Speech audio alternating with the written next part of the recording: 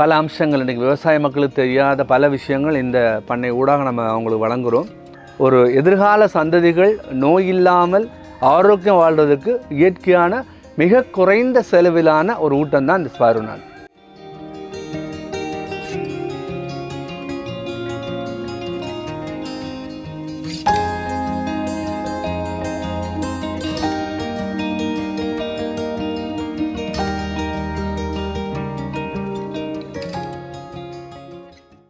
So எல்லோருக்கும் இனிய வணக்கம்.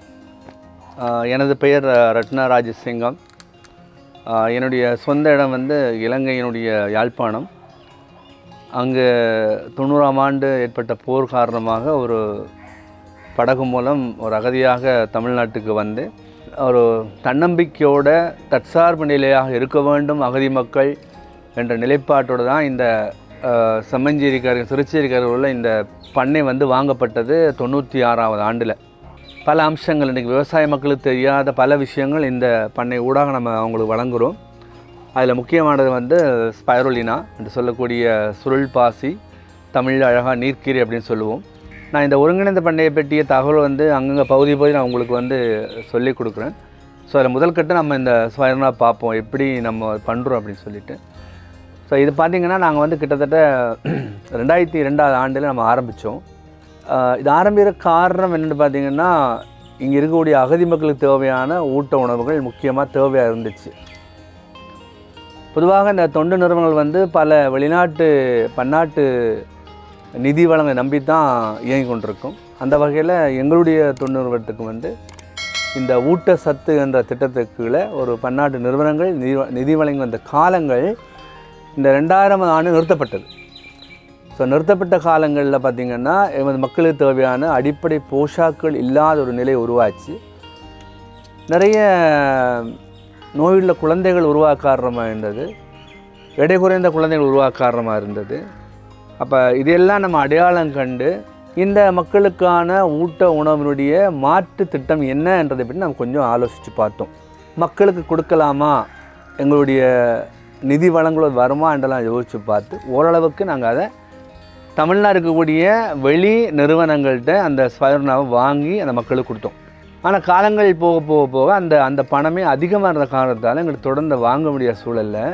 ஸோ அந்த மாதிரி இந்த தொழில் வளத்தை நாம் கற்றுக்கொண்டோமா இருந்தால் நாங்களே இது பண்ணலாம், ஏன் நம்ம இன்னொரு போய் வாங்கணும் அப்படின்னா நம்மளுக்கு தோணுச்சு. ஸோ அதனுடைய வெளிப்பாடு, அதனுடைய உத்வேகம்தான் நம்ம எங்கே பயிற்றுவிக்கிறாங்கன்றதை நம்ம தேடி பிடிச்சோம். மதுரையில் ஒரு ஆண்டனாட்டர் நிறுவனத்தில் நம்ம ட்ரைனிங் எடுத்தோம். இப்போது இங்கே பார்த்து கொண்டு இருக்கிற நீங்கள் நினைக்கலாம், நம்ம இதை ஆரம்பிக்கலாமா, இதை ஒரு தொழிலாக கொண்டு வரலாமான்னு நீங்கள் யோசிப்பீங்க. உண்மைதான். இந்த சுருள் பாசின்னு சொல்லக்கூடிய ஸ்பைருலினா வளர்க்குறதுக்கு சீதோஷனில் வருஷம் பூராமே இருக்குது. ஸோ இது குறிப்பிட்ட இவ்வளோ காலம்தான் உற்பத்தி பண்ண கிடையாது. தமிழ்நாட்டை பொறுத்த வரைக்கும் வருடம் பூராவும் நீங்கள் இதை உற்பத்தி பண்ணலாம். எவ்வளோ இடம் வேணும் அப்படி பார்த்திங்கன்னா உங்களுக்கு எவ்வளோ இடம் இருந்தாலும் போதும். இப்போ உதாரணத்துக்கு நம்மளுக்கு உதாரணமாக ஒரு மாதம் எனக்கு 50 கிலோ வேணும், எனக்கு ஒரு 1 லட்சம் ரூபா சம்பாதிக்கணும் அப்படி சொன்னால், இப்போ எனக்கு பின்னாடி இருக்கக்கூடிய தொட்டி பார்த்திங்கன்னா நீளம் 50 அடி நீளம் இருக்கும், 20 அடி அகலம் இருக்கும், 1.5 அடி அல்ல 2 அடி ஆழம் இருக்கும். அப்போ இதுக்கு தேவையான நிலப்பரப்பு கிட்டத்தட்ட 1200 ஸ்கொயர் ஃபீட் சதுர அடி இருக்கும். ஸோ மிகுதி ஒரு 2000 மிகுதி இன்னொரு 1500 சதுர அடி நம்ம அந்த பொருட்கள் வைக்கிறதுக்கு வேலை செய்கிறதுக்காக தேவை. மொத்தம் 2500 சதுரடி இருந்தால் நாங்கள் மாதம் ஒரு 50 கிலோவை உற்பத்தி பண்ண முடியும். அதன் மூலமாக 1 லட்சம் ரூபாயோ அல்லது மதிப்பீட்டு மூலமாக 2 லட்சம் 3 லட்சம் வரை நம்ம சம்பாதிக்கக்கூடிய வாய்ப்பு இந்த தொட்டியில் முடியும். ஸோ இந்த பட்ஜெட்டு முடியலைன்னு சொன்னால் அதுக்கு அடுத்த அளவு நம்ம அளவை குறைச்சி கொள்ளலாம். இப்போ ஒரு 200 சதுரடி போட்டோம்னா மாதம் 6 கிலோ கிடைக்கும். மாதம் 6 கிலோ கிடைச்சா ஒரு 10,000 ரூபா 15,000 நமக்கு கிடைக்கும். ஸோ அந்த மாதிரி தான் ஒரு கோனிக்கல் ஃப்ளாஸ் வளர்க்கலாம், லேபில் வளர்க்கலாம். ஸோ பெரிய அளவில் போகணும்னா நீங்கள் 10 ஏக்கர் 15 ஏக்கர் போகலாம், அதில் ஒன்றும் தப்பு கிடையாது. பட் ஆனாலும் எந்த ஒரு தொழிலை செய்வதாக இருந்தாலும் முழுமையான பயிற்சி இருக்க வேணும். ரொம்ப அகலமாக கால் வச்சிடக்கூடாது. அதை செய்து வாடிக்கையாளர் அறிந்து மார்க்கெட்டிங் எப்படி பார்த்து அதன் பிறகு நம்ம படிப்படியாக செய்து போனால் முன்னேற முடியும். ஸோ இதுதான் நம்ம தொழில் வளங்களில். இப்போ உங்களுக்கு அடுத்த கேள்வி இருக்கலாம், இதுக்கு எவ்வளோ இன்வெஸ்ட்மெண்ட் வேணும்னு நீங்கள் நினைக்கலாம். ஸோ இப்போ நான் சொல்கிற போலி இன்வெஸ்ட்மெண்ட் 2 வகையாக பிரியும். ஒன்று முதல் தொட்டியை ஆரம்பிக்கிறதுக்கு, தொட்டி கட்டுவதற்கு, அந்த தொட்டிக்கு தேவையான ஊட்டப்பொருள் வாங்குறதுக்கு, தாய்ப்பாசி வாங்குறது அப்படின்ட்டு இருக்கும். இது முதல் கட்டமான இன்வெஸ்ட்மெண்ட். இரண்டாவது பார்த்திங்கன்னா ஒவ்வொரு நாள் நம்ம அறுவடை பண்ண அதுக்கு வந்து ஊட்டப்பொருள் போட்டுக்கிட்டே இருக்கணும். ஸோ அதுக்கான செலவு அது வந்து ரன்னிங் எக்ஸ்பெண்டிச்சர் அப்படி சொல்லுவோம். இது வந்து இன்வெஸ்ட்மெண்ட், இது ரன்னிங் எக்ஸ்பெண்டிச்சர். ஸோ இந்த மாதிரி 2 வகையான இருக்குது. ஸோ அப்போ இந்த தொட்டி எடுத்துக்கணுன்னா கிட்டத்தட்ட முதலீடு வந்து பார்த்திங்கன்னா ஒரு 6 இல்லை 7 லட்சத்துக்கிட்ட வரும் முதலீடு. அதே மாதிரி அதில் மாதம் இந்த உற்பத்தியால் வருமானம் பார்த்திங்கன்னா அவங்களுக்கு 1 லட்சத்துலேருந்து போய்கிட்டே இருக்கும். இப்போ உதாரணம் 50 கிலோ ப்ரொடக்ஷன் எடுக்கிற மாதிரி இருந்தால் நம்ம அதை கேப்சூலாக மாற்றோம்னா 1 லட்சம் கேப்சூலாக மாற்றிடுவோம். இப்போ 1 லட்சம் கேப்சூல் நம்ம 2 ரூபா விற்றா கூட 2 லட்சம் ரூபா ஆகும். ஸோ ஒரு சின்ன உதாரணம் சொன்னவங்களுக்கு இந்த மாதிரி பல மதிப்பீட்டல் மூலமாக நம்ம வியாபாரத்தை கொண்டு போகலாம். ஆனால் மக்கள் மத்தியில் இன்னும் இதை பற்றி விழிப்புணர்வு இல்லை. நம்மளும் எவ்வளோ தேடுறோம், ஆனால் விழிப்புணர்வு ஏற்பட்டு அதை வந்து உணவாக உட்கொள்கிற மக்கள் இன்றைய வரைக்கும் தொடர்ந்து உணவாக உட்கொள்கிறாங்க. இது நான் கண்ட உண்மை. ஆகவே இதை இன்னும் மக்கள் மத்தியில் கொண்டு போகணும் அப்படின்னு சொன்னால் மருத்துவத்துறை சார்ந்த மருத்துவர்கள், சித்த மருத்துவர்கள், இன்னும் உணவு நிபுணர்கள் இதை வந்து மக்கள் மத்தியில் நல்லொரு பொருள் என்றதை வந்து அடையாளம் காட்டிங்கன்னு சொன்னால் இது இன்னும் சிறப்பாக ஒரு எதிர்கால சந்ததிகள் நோய் இல்லாமல் ஆரோக்கியம் வாழ்கிறதுக்கு இயற்கையான மிக குறைந்த செலவிலான ஒரு ஊட்டம் தான் இந்த ஸ்பைருநாட். இப்போ நம்ம வந்து இது வளர்ப்பு முறை, தொட்டி முறை, உற்பத்தி முறை பார்த்துட்டோம். சாப்பிட்ற முறை எப்படின்னு பல பேர் கேட்பாங்க. இப்போ இதெல்லாம் நாங்கள் நான் பல வகையில் வச்சுருக்கோம். இப்போ பார்த்திங்கன்னா முதல்ல வந்து க்ரன்ச்சியாக வரும், அதாவது நூடுல்ஸ் ஃபார்மில் வரும். ஆனால் நூடுல்ஸ் ஃபார்மில் வர்றதையும் சாப்பிட்லாம், அது அப்படியே இன்டேக் பண்ணி சாப்பிட்லாம். ஆனால் அதை வந்து அரைச்சி பவுடராக்கி லேபில் கொடுத்து அந்த ரசாயன கலவைகள் இருக்கா இல்லையான்னு பார்த்ததுக்கு பிறகு அந்த பவுடரை நம்ம 50 கிராம் 100 கிராம் அப்படின்னு கொடுப்போம். அதுக்கப்புறம் சில பேருக்கு இந்த பவுடர் வந்து ஒத்து வராது, எங்களுக்கு தொண்டையில் மாதிரி இருக்குது அப்படின்னு சொன்னபடியே நம்ம வந்து கேப்சூலாக கொண்டு வந்தோம். கேப்சூல் ஒத்து வரல மாத்திரையாக கொண்டு வந்தோம். ஸோ இப்படி இருக்குது. இப்போ பவுடர் அப்படின்னு சொன்னால் நம்ம தேனில் கலந்து சாப்பிட்லாம், அப்படி இல்லைன்னா ஜூஸ் மாதிரி போட்டு குடிக்கலாம். இப்போ ஜூஸ் மாதிரி பார்த்திங்கன்னா இதுக்கு வந்து விட்டமின் சி வந்து இதில் குறைவாக இருக்கும். அப்போ ஒரு லெமன் ஒரு ஜூஸில் ஒரு பாதி லெமனை பிழிஞ்சு அதில் வந்து 2 கிராம் ஸ்பைன் ஆட் பண்ணி நாட்டு சக்கரை போட்டு நல்லா மிக்சியில் பிளெண்ட் பண்ணிவிட்டு நம்ம எடுத்துக்கலாம். அப்படி இல்லை தேனில் கலந்து கூட நம்ம கொடுக்கலாம். இது ஒரு வகை. ஸோ இதில் பார்த்திங்கன்னா இப்போ நம்ம வந்து எப்படி இதை வந்து கன்சியூம் பண்ணுறது, சாப்பிட்றது அப்படின்னு நான் பார்த்தோம். அடுத்து வந்து இதை வளர்க்குறதுக்கு என்னெல்லாம் தேவை அப்படின்னு பார்த்தோம். இப்போ வந்து தொட்டி நம்ம சொல்லிட்டோம். ஆனால் ஒரு பஞ்சபூதம் சொல்லக்கூடிய 5 இயற்கையான வேண்டும். அதாவது சூரிய வெளிச்சம் வேணும், அது தண்ணி வேணும், நிலம் வேணும், நீர் வேணும், காற்று, இப்படியான பொருட்கள் வேணும். அதை விட ஒரு இயற்கையான ஊட்டச்சத்து வேணும். ஸோ அது மாதிரி இது வந்து மேனுவலாக செய்யலாம். இப்போ கலக்குறது அப்படி பார்த்திங்கன்னா இதனுடைய 4ஆம் பணி வந்து கலக்கி விடுறது தான். ஒவ்வொரு அரை மணி நேரத்துக்கு ஒருக்கா இந்த தண்ணியை வந்து நம்ம வந்து கலக்கிட்டே இருக்கணும். இந்த கலக்கிறதால என்ன நடக்கும்னு சொன்னால் மல்டிப்ளிக் ஆகும். ஸோ அந்த ஒரு உயிரி வந்து பல்லுயிரியாக மாறும். அப்போ அது எங்களுக்கு உற்பத்தி அதிகரிக்கும். அதே போல் இந்த போடக்கூடிய வெப்பம் எல்லாத்தையும் ஈவனாக பரவும், இல்லாட்டி ஒருத்தர் நிற்கும். அப்போ கலக்க எல்லா இடம் பரவும். இன்னொன்று பார்த்திங்கன்னா போடுற ஊட்டப்பொருள் வந்து எல்லா இடம் பரவி வரும். அதே போல் ஏதாவது தேவையில்லாத பொருள் உள்ளே விழுந்திருந்தா, இப்போ நம்ம ஓப்பனில் வச்சுருக்கோம், எதாவது விழுந்திருந்தால் நம்ம கலக்கும்போது தெரியும். அப்போது கலக்கிறதுன்ற ஒரு காரணத்தில் பார்த்திங்கன்னா 5-6 தேவைகள் இருக்குது. அதே மாதிரி 7ஆவது நாள் அப்புறம் அறுவடை பண்ணிக்கலாம். கலக்கிற வந்து கையாலையும் கலக்கலாம், மோட்டர்லையும் கலக்கலாம். இப்போ நம்ம ஒரு லேட்டஸ்ட்டாக வந்து எல்லாருக்கும் வந்து ஒரு வணிக முறையில் போகணும் அப்படின்னு சொன்னால் நம்ம மேனுவலாக பண்ணுறது கஷ்டம். அதனால் கலக்கிறதுக்கும் மோட்டர் இருக்குது, அறுவடை பண்ணுறதுக்கும் மோட்டர் இருக்குது, பிழிகிறதுக்கும் மோட்டர் இருக்குது, அதை அரைக்கிறதுக்கும் மோட்டர் இருக்குது, பேக் பண்ணுறதுக்கும் மோட்டர் இருக்குது. எல்லாமே வந்து இப்போது எலக்ட்ரிக்லேயே வந்துட்டு நிறைய. பட்ஜெட் அதுக்கு கூட்டிகிட்டே போகும். ஸோ மேனுவலாக பண்ணிங்கன்னா பட்ஜெட் குறைவு. எல்லாமே நான் வந்து லேட்டஸ்ட் டெக்னாலஜி வரணும் அப்படின்னு சொன்னால் நான் சொன்ன பட்ஜெட்டை விட 2 மடங்கு 3 மடங்கு அதிகமாக போய்கிட்டு இருக்கும். ஸோ அதனால் இப்போ குறைந்த அளவில் பார்த்துட்டு இப்போ கண்டிப்பாக தேவையான பொருட்கள்லாம் வாங்கி வைக்கலாம். இப்போ கலக்கிற மோட்டர் வேணும், அறுவடை பண்ணுற மோட்டர் வேணும், அதேமாதிரி பிழிகிற மோட்டரும் வேணும். இது வேணுமே முக்கியமானது. பிழிகிற வந்து கையோட பிழிஞ்சிடலாம் நம்ம. ஆனால் இந்த ஸ்பைனல் லைஃப் டைம் பார்த்திங்கன்னா 3 இயர்ஸ் இருக்கும். இந்த இருக்கக்கூடிய பொருட்கள்லேயே வந்து ஒரு கலப்படமெல்லாம் வச்சிங்கன்னு சொன்னால் 3 வருஷத்துக்கு நம்ம இதை ஒரு ப்ரிசர்வேட்டிவ் இல்லாமல் நம்ம வெயில் படாமல் தண்ணி படாமல் வச்சு தான் அப்படியே இருக்கும். அந்தளவு ஒரு நன்மை பெறக்கூடிய இது. மற்ற நான் சொன்ன மாதிரி வெயில் முக்கியம்.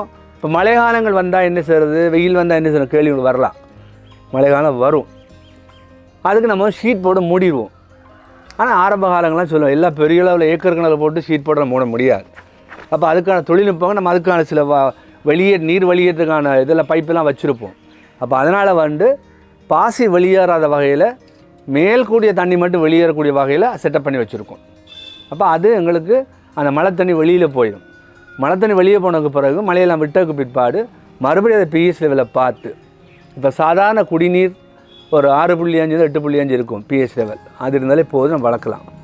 ஆனால் இது வளர்கிற 8.5 10.5 பிஹெச் இருந்தால் தான் அந்த இனங்களும் வளரும், இல்லைன்னா அது வளராது. அப்போ அதுக்காக நாம் ஆல்ரெடி சில நியூட்ரியன் கொடுப்போம். அந்த நியூட்ரியன் கொடுத்து அதை இன்க்ரீஸ் பண்ண வச்சுட்டு அதில் போட்டோம்னு சொன்னால் அது வெறும் கரெக்டாக வளர்ந்துட்டு. இப்போ சில தாவரங்கள் பார்த்திங்கன்னா கிளைமேட் கண்டிஷனுக்கு கேட்டால் வளரும். இப்போ சில மீன்கள் ஐஸ்லாம் வளரும். அந்த மாதிரி இதுவும் அந்த பிஹெச் லெவல் இருந்தால் தான் வளரும். சப்போஸ் நல்ல மழை வரைக்கும் பிஹெச் குறைஞ்சி போயிடும். பிஹெச் குறைஞ்சி போனால் அப்படி வளர்ச்சி குறைய பார்க்கும். அப்போ நம்ம மழையெல்லாம் முடிஞ்ச பிறகு நம்ம பிஹெச்சை இன்க்ரீஸ் பண்ணி கொண்டு வந்துட்டு திரும்ப அதை வளர்த்து எடுப்போம். வெயில் காலம் அதிகமானால் பாதிப்பு வரும். அதையும் வெயில் காலம் அதிகம் வரும்போது அதுக்குரிய முறைகள், தடுப்பு முறைகளையும் பயன்படுத்தி அதிலையும் நம்ம பராமரிப்பு கொண்டு வந்துடுவோம்.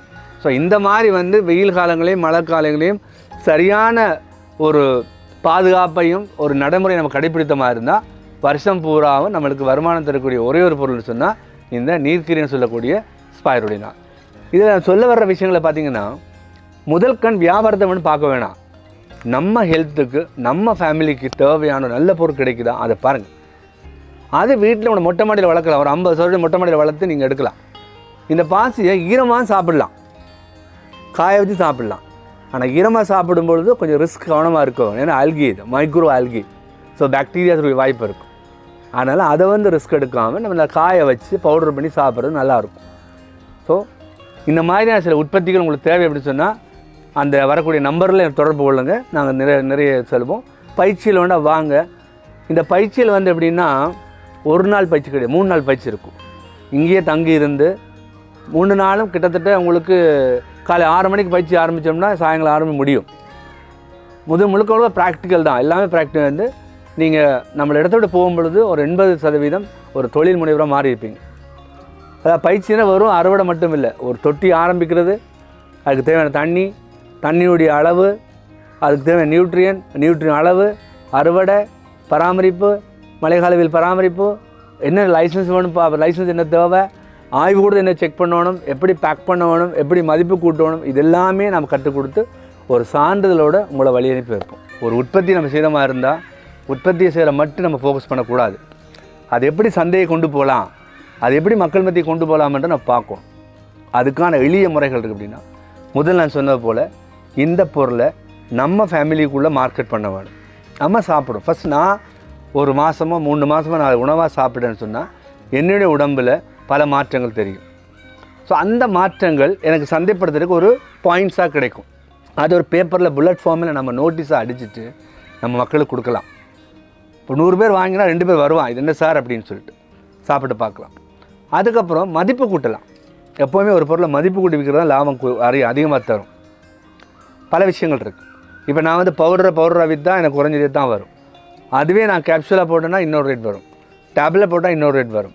எல்லாமே பிராண்ட் நேம் பார்க்கணும். நீங்கள் பிராண்ட் நேம் க்ரியேட் பண்ணி அந்த பிராண்ட் நேம் ஊடாக நீங்கள் சந்தைப்படுத்தணும். நிறைய வெளிநாட்டு நிறுவனம் இங்கே இருக்குது. ஆனால் எங்களுடைய சொந்த மண்ணில் விளைந்த பொருளை வாங்கவும் மக்கள் இருக்காங்க. அதுதான் தேவை.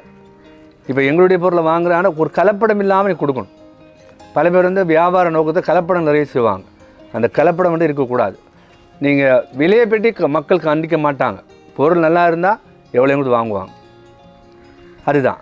இப்போ அதே மாதிரி இப்போ நான் கடைசியாக பார்த்தீங்கன்னா ஐஸ்கிரீம் கொண்டு வந்திருக்கேன், ஸ்பைனா ஐஸ்கிரீம். நிறைய குழந்தைகள் மத்தியில் நல்லாயிருக்கும். ஆனால் மறைமுகமாக ஸ்பைனா கொடுக்குறேன். ஐஸ்கிரீம் கெடுதலை பால், அது நல்ல பாலில் ஐஸ்கிரீம் போட்டு பட்டர் போட்டு பிள்ளையில் கொடுக்குறோம். அது உடம்புக்கு நல்லது. மறைமுகமாக ஸ்பைனா உள்ளே போகுது. அதே மாதிரி சிறுதானியம் மில்லட்ஸில் போட்டிருக்கேன். மில்லட்ஸ் ஸ்பைனா சாக்லேட் பண்ணியிருக்கேன். சரியா? இந்த மாதிரி நம்ம நிறைய மதிப்பு கூட்டல் செய்து சத்துமாக உருண்டை மாதிரி பண்ணிக்கலாம். ஸ்பைனா சத்தமாக உருண்டை பண்ணி நீங்கள் கொடுக்கலாம். சரியா? இந்த மாதிரி பண்ணும்பொழுது சந்தைப்படுத்தக்கூடிய வாய்ப்பு இருக்குது. குறைந்த செலவில் அதிக சத்துள்ள ஒரு பொருள்னா ஸ்பைனா தான். இப்போ எல்லாருக்கும் டெய்லி அரிசி தேவை, சாப்பாடு தேவை. ஆனால் ஸ்பைனா பொறுத்த வரைக்கும் எல்லாரும் எடுக்க மாட்டாங்க. தேவையான ஓட்டம் சில பேர் நிற்பாங்க, இது நோயுள்ள தான் சாப்பிட்றேன்னு சொல்லி. நோயில் சாப்பிட்றது நம்ம டெய்லி தண்ணி குடிக்கிறோம், டெய்லி சாப்பிட்றோம். அதே மாதிரி தான் இதுவும். நீங்கள் தினசரி காலையிலையோ அல்லது மதியமோ அல்லது மாலையிலையோ, ஆனால் காலையில் சாப்பிட்டா இன்னும் நல்லாயிருக்கும். காலையில் 2 கிராம், சாதாரண மக்கள் 2 கிராம் உணவாக எடுத்துக்கொண்டால் போதும். கொஞ்சம் நோயுள்ளவர்கள் ஒரு தீரா நோய் இருக்கிறவங்க வந்து ஒரு 4 கிராம் 6 கிராம் போகலாம். இன்னும் கொஞ்சம் அதிகமாக நோய் லெவல் ரொம்ப நாள் எழும்ப முடியாதுன்னு 10 கிராம் சாப்பிட்லாம். இந்த உலகத்திலே அதிகமாக ஸ்பைர்னா உட்கொள்ளானது ஜப்பான் மக்கள் தான். ஸ்பேஸுக்கு போகிறவங்கெல்லாம் இந்த ஸ்பைர்னா கொண்டு போகிறாங்க. இன்றைக்கும் அந்த ஸ்பேஸில் கூட இந்த மைக்ரோ ஆல்கியை வளர்க்கலாமான்னு சொல்லி ஆராய்ச்சி நடந்துகிட்ருக்கு. ஸோ இதெல்லாம் என்னென்னு சொன்னால் நம்ம உற்பத்தியை கொண்டு போகணும். சாதாரண விவசாய மக்கள் கூட வந்து நீங்கள் ஏக்கர் கணக்கில் நெல் வேளாண்மை செய்தால் கூட ஒரு சிறிய அளவில் ஒரு 50 சதுரடி அல்ல 100 சதுரடியில் இதை உற்பத்தி பண்ணி கூட உங்களோட தேவைக்கு எடுத்துகிட்டு நீங்கள் பிற விவசாயிகளுக்கு சந்தைப்படுத்தலாம். இதில் இன்னொன்று இருக்குது, சந்தைப்படுத்தக்கூடிய உணவாக உட்கொள்ளலாம். இரண்டாவது, வண்ண மீன்களுக்கு மீன் வளர்ப்பு பயன்படுத்தலாம், வேளாண் செடியில் கூட பயன்படுத்தலாம். மிக அருமையான பொருள். முதல் வந்து உணவாக நம்ம எடுக்கிறது, ரெண்டாவது கால்நடைகள் மீன் வளர்ப்புக்கு பயன்படுத்தலாம், நான் வேளாண்மை பயன்படுத்தலாம். அப்படிப்பட்ட நல்ல பொருள் தான் இது. அஸ்வலா இல்லை, இது வந்து ஸ்பைருலினா, முழுக்க முழுக்க தண்ணியில் வளரக்கூடிய கண்ணுக்கு தெரியாத ஒரு வகையான பாசி. இந்த பாசியை வந்து எல்லோரும் உற்பத்தி பண்ணலாம். குரூப்பாக கூட நீங்கள் பண்ணலாம். ஒரு குழு அமைச்சு அந்த குழு மூலம் நீங்கள் பண்ணலாம். தனித்தனியாக பண்ணுறோட குழு அமைச்சு பண்ணி நீங்கள் அந்த மக்களுக்கு கொடுக்கலாம், விற்பனை பண்ணி நீங்கள் சிறப்பாக எடுக்கலாம். ஆனால் எல்லாருக்கும் ஏற்ற ஒரு நல்ல தொழில் இந்த சுருள் பாசி என்பதை நான் சொல்லிக்கொள்கிறேன். இப்போ இந்த விவசாய மக்கள் அல்லது பார்த்து கொண்டுற மக்களுக்கெல்லாம் நான் சொல்லக்கூடிய கருத்து எப்படின்னா, விவசாயம் என்பது எதிர்காலம் என்னோட கேள்விகள் வந்து நிறைய பேருக்கு இருக்குது. என்னை பொறுத்த வரைக்கும் ஒரு அனுபவம் வந்து ஒரு திட்டமிடல் வந்து கண்டிப்பாக இருக்கணும். இப்போ உங்கள்கிட்ட வந்து 1 ஏக்கர் நிலம் இருக்க அப்படின்னு வைங்களேன். இப்போ 1 ஏக்கர் நிலம் இருந்தால் நான் சொல்ல நீங்கள் அக்செப்ட் பண்ணவே தெரியாது, 1 லட்சம் ரூபா நீங்கள் சம்பாதிக்கலாம். யோசிப்பீங்க எப்படின்னு சொல்லி. But plan 1 acre 100 cent. இந்த 100 சென்ட்டை நம்ம எப்படி பிரிக்கலான்னு பார்க்கலாம். இப்போ குறிப்பிட்ட ஒரு 5 சென்ட்டில் நம்ம வந்து ஸ்பைர்னா போட்டுருவோம். இன்னொரு 5 சென்ட்டில் நாட்டுக்கோழி நீங்கள் வைக்கலாம், ஆடு வளர்க்கலாம், மீன் குட்டை அமைக்கலாம். இந்த மீன் குட்டையில் பார்த்திங்கன்னா மேலே வந்து கோழி இருக்கும், வாத்து இருக்கும், கீழே வந்து மீன் இருக்கும், நடுவில் ஆடு போட்டுக்கலாம். சுழற்சி முறையில் பல விஷயம் செய்துட்டு வரும்பொழுது அந்த கழிவு வந்து மண்புழு உரமாக மாறும். வேர்மி கம்போஸ்ட் பண்ணலாம், மீன் அமிலம் பண்ணலாம், ஆட்டு உரம், மாட்டு எரு, கோழி எரு முக்கூட்டு உரமாக தயாரித்து அதை மண்புழு உரமாக நான் விற்கலாம். இடையிடையே நம்ம மூலிகை செடிகள் போடலாம், காய்கறிகள் போடலாம். அப்போ வந்து ஒரு 10 ஏக்கரில் ஒரே கத்திரிக்காய் போட்டுட்டு அது வியாபாரம் ஆகிட்டு இருக்கக்கூடாது. ஸோ சுழற்சி எல்லா பயிரையும் போட்டிங்கன்னா இப்போ முக்கியமாக பார்த்திங்கன்னா ஸ்பிருலினா வந்து 7 நாளில் உற்பத்தி, மஷ்ரூம் பார்த்திங்கன்னா 15 நாளில் உற்பத்தி, கீரை பார்த்திங்கன்னா 20 நாளில் உற்பத்தி. இப்படி நம்மளுக்கு சுழற்சி முறையில் வரக்கூடிய கிட்டத்தட்ட இது வரும். நீங்கள் அதை போட்டுட்டு போகும் பொழுது வரும். இப்போ நாட்டுக்கோழி வளர்க்குறீங்கன்னு வைங்களேன், நாட்டுக்கோழி வந்து கிட்டத்தட்ட உங்களுக்கு 5 மாதம் முட்டை போட ஆரம்பிச்சிடும். அப்போ ஒரு முட்டை சிட்டியில் பார்த்திங்கன்னா 15 ரூபா விற்கிறாங்க. இதை நீங்கள் 10 ரூபா விற்று பாருங்கள், ஒரு 200 கோழி வளர்த்து பாருங்கள், ஒரு 100 முட்டை கிடைக்கும் உங்களுக்கு. இந்த 100 முட்டை நீங்கள் 10 ரூபா விற்றாலும் 1000 ரூபா. அப்போ ஒரு கோழி வந்து ஒரு 2 வருஷத்தில் இறைச்சிக்கு மாறுது. இன்றைக்கு 1 கிலோ நல்ல நாட்டுக்கோழியும் 650 ரூபா உயிரோடு விற்கிறாங்க, 350 ரூபா விற்கிறாங்க. கலப்படமாக இருக்கும், ஒரிஜினல் வந்து 650 ரூபா. ஸோ இந்த கோழியோட சேர்ந்து நம்ம வாத்து வளர்க்கலாம், வான்கோழி வளர்க்கலாம், கினிக்கோழி வளர்க்கலாம். இப்படி நிறைய இருக்குது. இப்போ நானே அரசாங்க திட்டத்துக்கு கீழே 1000 குஞ்சுகள் வளர்த்து ஒரு சிறந்த விவசாயியாக நான் பாராட்டப்பட்டிருக்கேன். அப்படி இருக்குது.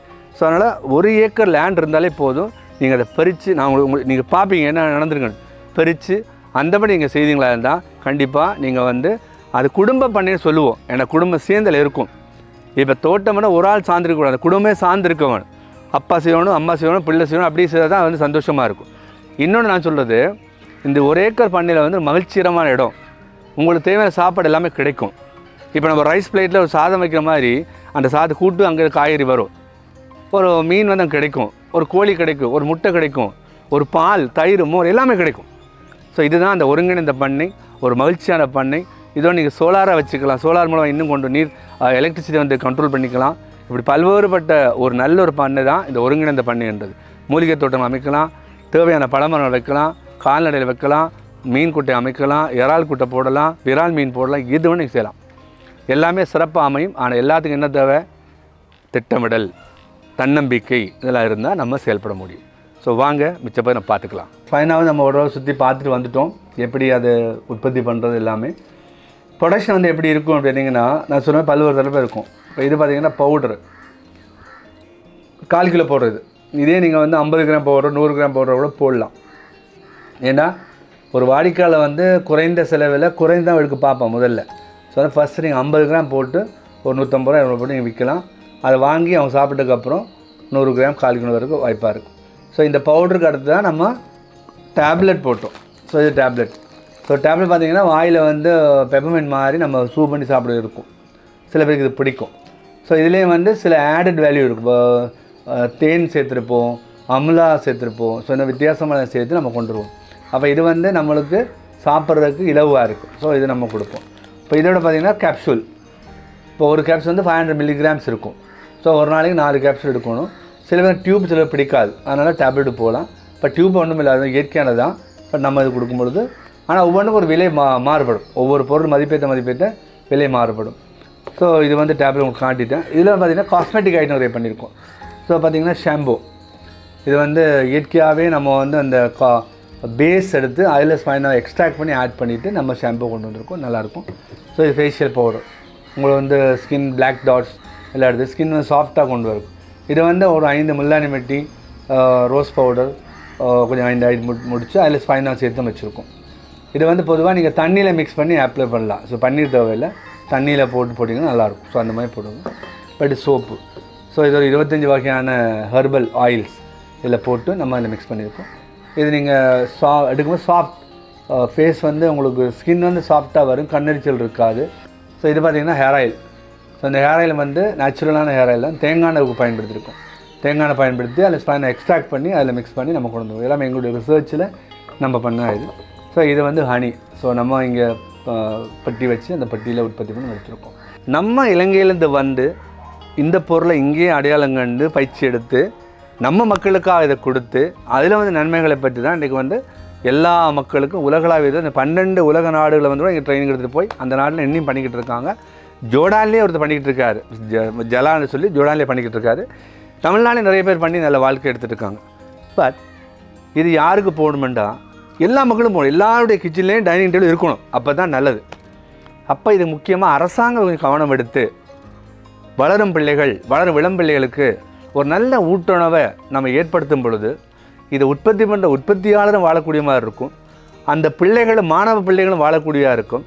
எனிவே இதை பற்றிய சில விமர்சனம், இதை பற்றிய சில ஆராய்ச்சிகளை அரசாங்கம் கண்டுபிடிச்சி அதுக்கான குழுவை அமைச்சு இந்த சுருள் பாசி, இந்த நீர்க்கிரண்டை என்ன, இதில் என்னெல்லாம் இருக்குது, இது உடம்புக்கு எப்படி என்றது ஆராய்ச்சி பண்ணி கண்டுபிடிச்ச ஒரு இடத்துக்கு அப்புறம் தயவு செய்து இந்த மாணவ செல்வங்களுக்கு, இந்த கர்ப்பிணி பெண்களுக்கு, வளரும் பெண்களுக்கு, நோயிட்டவர்களுக்கு, முதியோர்களுக்கெல்லாம் இதை கொடுத்து செய்தோம்னு சொன்னால் சமுதாயம் நல்லாயிருக்கும், அது உற்பத்தியும் பெருகும். இந்த விவசாயம்னு சொல்லி தற்கொலை பண்ணுறவங்களுக்கு மாற்று தொழிலாக இந்த ஸ்பைனா கொண்டு வரும்பொழுது எல்லாமே சீரும் சிறப்பும் செல்வமாக இருக்கும் என்பதை நான் தெரிவித்துக் கொள்கிறேன். அரசாங்கம் சற்று ஆராய்ந்து பார்க்கட்டும்.